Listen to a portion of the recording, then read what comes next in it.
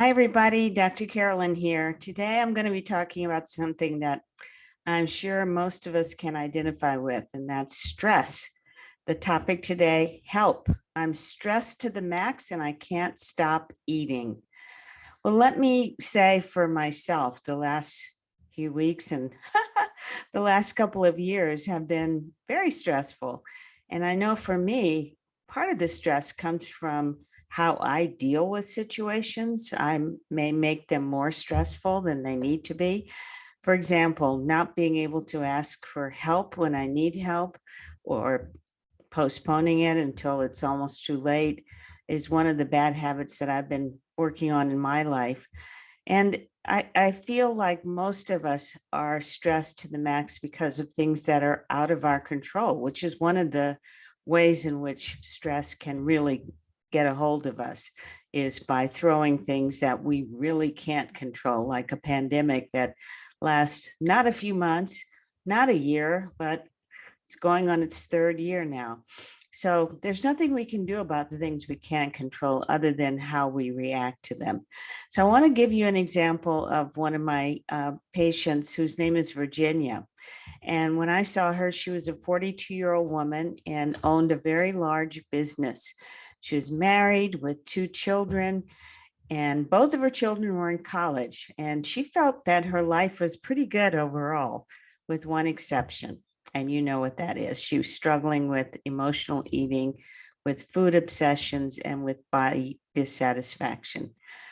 Now, she self-reports that she's a stress eater, and running a large company leaves her little time to eat regular meals or to be active. The stress of her work and the financial strain of having 2 kids in college, which I think many of us know something about, have taken their toll on her. Every time something goes wrong at work, she finds herself binging on junk food or candy or French fries or other foods. Her parents are aging, and she's the oldest in the family and the only woman, and she's also the only one who lives close to them. So she is heavily involved with their care, and this just adds more stress and makes her feel hopeless that she will ever be able to get any of her behaviors under control, get that out of control eating under control. So, if, as you know, if you are an emotional eater, if you obsess about food or your body, if you binge eat or stress eat, stress can trigger feelings inside of you that you've been regulating with food, that you use food as a coping mechanism. So in Virginia's case above, that shows how, recurrent both acute stress as well as chronic stress can sabotage any efforts you make to resolve your food and body image issues. So acute stress is something that happens, for a short period of time. So say one of your parents gets ill and you have to caretake them, but they recover. Chronic stress is something that goes on for a longer period of time. And that the perfect example for that would be the quarantine, which has gone on for a long period of time, much longer than we all expected. And we couldn't prepare for it because we didn't know what would be involved in it. So managing stress without using food requires that you learn a new set of skills that many people have never learned before, because their food and body image issues started when they were a child, and they weren't taught these skills. So these skills are what you can use to manage yourself when you're feeling overwhelmed, worn out, or stressed to the max. Now, I'm not going to go through the list of skills. We've done other videos and podcasts on that.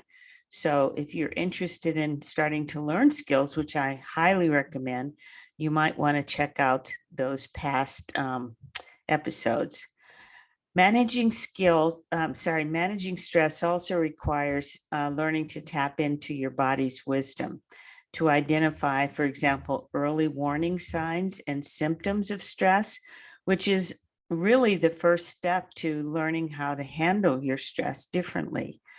So stress management involves a moment by moment mindful awareness that you may not naturally possess or never been taught, but it is something you can learn. Now, stress can be difficult to define because it has so many causes and it's different for different people. So something that may be stressful for me may not be stressful for you, but you know what stress feels like. And you also probably have experienced how stress can just wear you down physically, emotionally, and even spiritually. During the pandemic, for example, new stressors such as longer work hours, more demands at work, fears about getting COVID, or fears about your family or friends who may get COVID, losses, either to COVID or other reasons, that's led to higher rates of burnout in many people.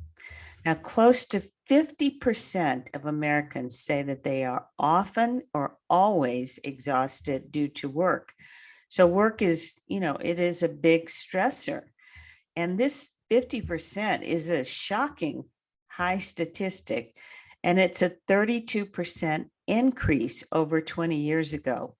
What's more, there's a significant correlation between loneliness and work exhaustion. So the more people are exhausted, the lonelier they feel. And I think that the pandemic has also exacerbated this sense of loneliness. Many of us were quarantined at home. Maybe we don't have family who we live with or family who are close for support. And staying alone for long periods of time is something that I would say I've never had to do in my entire life. And maybe the same is for you. So that sense of loneliness can really cause a problem. Now, stress is a little different from burnout. I want to just give you the World Health Organization's definition for burnout, which is a syndrome resulting from workplace stress that has not been successfully managed. Symptoms of burnout can include exhaustion, feelings of being mentally detached from other people, cynicism, and reduced personal efficacy. So by cynicism, I mean, all of those sarcastic comments that you just can't seem to stop making. And, the feeling that nothing you do matters can also be part of that. So across all job categories, American workers report higher levels of burnout than ever before. In a 2021 survey by the American Psychological Association, 3 in 5 employees reported negative impacts of work-related stress, and an astounding 44% reported physical fatigue, which is a 38% increase since 2019. And when we throw in loneliness, that makes things even worse. Now, research by Sarah Pressman at the University of California, Irvine, says that loneliness can reduce our lifespan by a whopping 70%. That's scary. Maybe that would make each of us think twice about, continuing to burn the candle at both ends.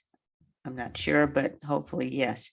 Now, burnout is a form of stress, but results from chronic stress over a period of time that has not been managed.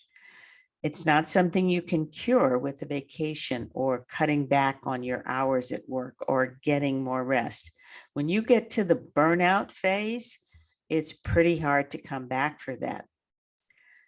Now, stress can be caused by not just work issues, and not just negative things like a pandemic, but also by happy occasions such as birth of a loved one, marriage, falling in love, etc.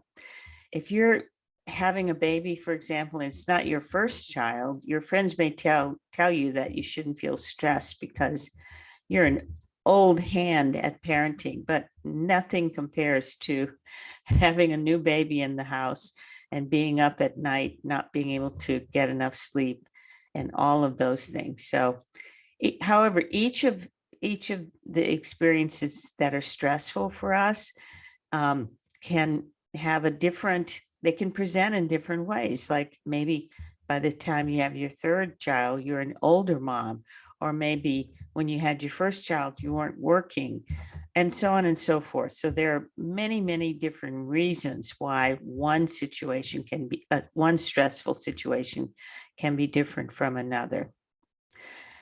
So let's go back to other ways that work can be stressful. And that one I think that I haven't mentioned is the fear of failing. And that can make us get really stressed and make you want to like overwork, trying to avoid that possibility. And even when you work from home, for example, for myself, I was recently preparing for a series of talks that I'm going to be traveling out of town to give. And I got stuck in that loop that sometimes happens to me of, well, I need to do this better, but it's not coming together. What am I going to do? And just stressing myself out about it, even though I'm an experienced speaker. I speak all over the world. But at some points, you know, we are running low on reserves and we get trapped in that vicious cycle of fear of failing, whether it's stress you put on yourself or stress that's put on you by someone outside of you in your work, like a boss who's never satisfied with what you do, or you may be in a job where you just don't have a lot of autonomy and you don't have much of a say in what you do. All of that is stressful. So stress can be good though in the workplace. And, you know, in my case with the talk, eventually once I kind of calm myself down, talk myself off the ledge, that stress did enable me to get motivated to do hopefully my best work. But that only works up to a point. If you've ever competed, for example, in a sports event or had to meet a deadline at work, which my speaking situation, I had deadlines I had to meet, you know that this stress can be a strong motivator. Falling in love, buying a new home, getting married are all examples of causes of stress that are positive, but nevertheless very stressful. Now, how do we combat stress? Well, it's through resilience. So resilience offers us to focus on these different factors. One would be facing your fears, just addressing them, sitting yourself down, like I had to do with my talks, and saying, okay, you know, you've done this before. Let's look at what needs to be done. Let's make a list. Let's check it off, etc. So showing courage and resilience doesn't mean that you're not afraid. You just act anyway. You know what the saying goes, feel afraid, but do it anyway. Another resilience factor is, you know, maybe mirroring resilient behavior that you've seen in other people you admire, whether it be someone in your family, someone you work with. But in some ways, mirroring that can give you kind of a roadmap that you can use to develop resilience yourself. And social support is the most important. And obviously, it's been the one that's been most lacking for the past few years. If you have someone you can call or go and have coffee with or just sit and relax with, that will help you to deal with stress. And having an entire support network is obviously the best, maybe a combination of friends and family. Now, some of us have kind of lost track of people during the pandemic, but now may be a good time to start reconnecting with people in our lives who have shown us support. We can also train ourselves both mentally, emotionally, and physically. So physically is simple. Stay fit. Staying fit is your best resilience factor. And I can't emphasize that enough, whether it's be taking walks, you know, walking on a treadmill, going to a yoga class, all of those things improve physical fitness, and being physically fit helps everything else work better. mental and emotional training is all the stuff that I've been talking about for years now. And that is, working on healing trauma, uh, learning new skills for managing your emotions, and so on. And then being more flexible is super important. Resilient people tend to be more flexible in how they think about challenges and how they react to stress.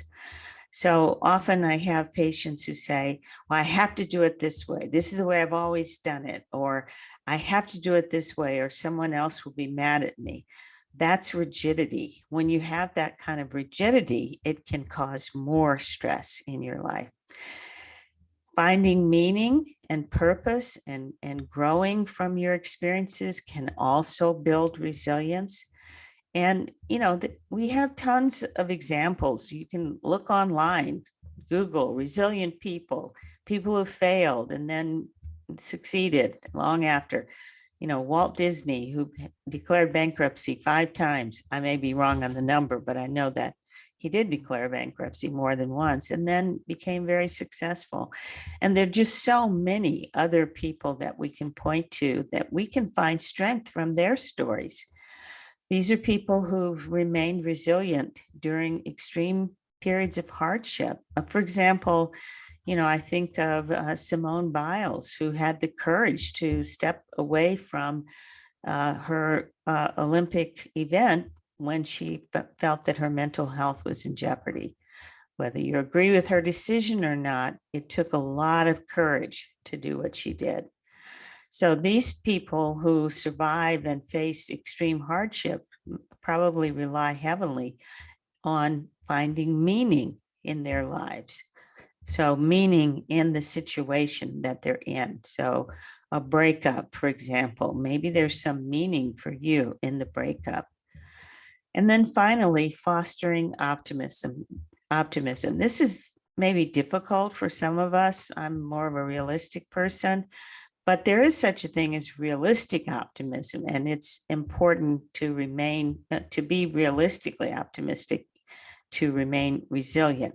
So realistic optimism doesn't say, oh, everything's always going to be okay. No, it says, I can see the light at the end of the tunnel, and that's what I'm going to shoot for.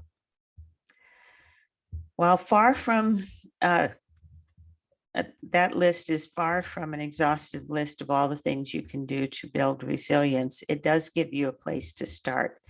And I like the term self-righting, which is a phrase that applies to, like, if a boat turns itself upside down or overturns in the water.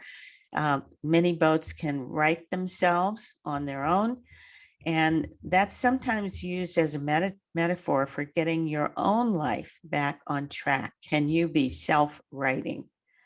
Unless you have a solid support system in place, just trying to push through things and always survive can negatively impact your relationships, your work, and your overall well-being. So let me be clear about this. We all have to push through at times and survive. But many of us feel like we can just make things happen. And I'm one of those people, so guilty as charged. So rather than allowing things to happen in my life, I keep pushing and pushing and pushing.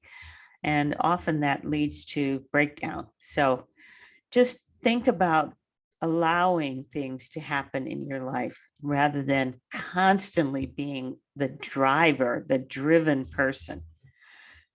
So, and also think about how you can build resilience so that you can feel good and thrive under whatever circumstances that come your way. So I have something for you to ponder as your homework. Just imagine a ladder with steps numbered from 0 at the bottom to 10 at the top. The ladder represents the best possible life for you. And the bottom of the ladder, the top of the ladder is your best life. The bottom of the ladder represents the worst possible life for you. Where do you find yourself? Are you on number 2? Are you closer to 10? Which ladder do you personally and professionally feel you stand on at this time? And then ask yourself, what could you do to move up the ladder towards your best life? What changes do you need to make? What help do you need to look for? How can you move up the ladder to live your best life? And we know Oprah talks about that all the time.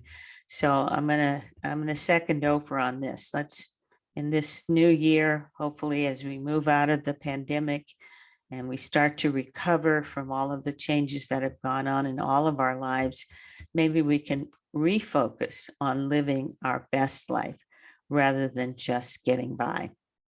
Okay, I hope this has been helpful. See you next time. Dr. Carolyn signing off.